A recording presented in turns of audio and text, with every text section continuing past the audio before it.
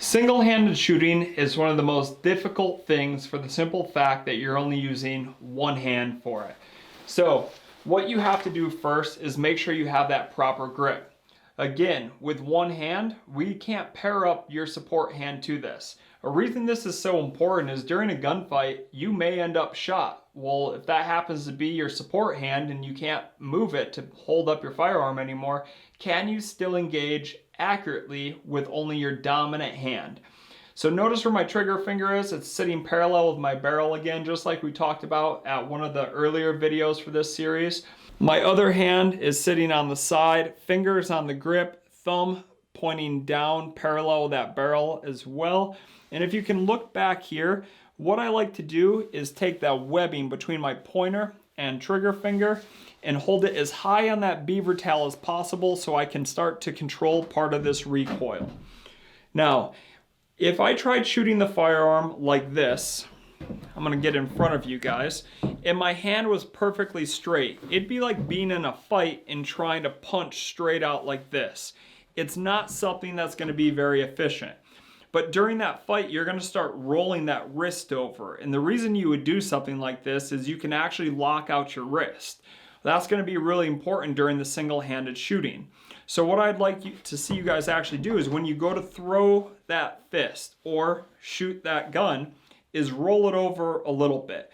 You can't go full Hollywood gangster, anything like that, but start rolling it a hair.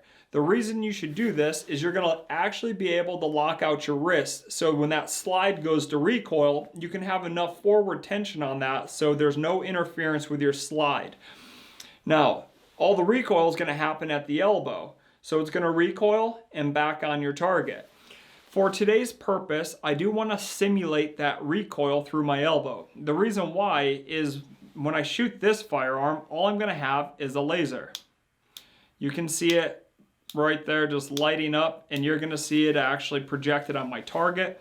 I just want you guys to see that after I shoot, when it recoils, can I get back on, find my sights, and press that trigger another time so that I can still have all 5 holes inside of my target. Well, let's try it out. All right, so we're gonna be going for circle number 5 for this one. I do have my firearm already out. It's in my dominant hand. What I wanna do is present the firearm at my target. Notice how it is slightly canted. And when I actually go to shoot, I'm gonna simulate the recoil so I can find my sights again as if I was actually out there to shoot.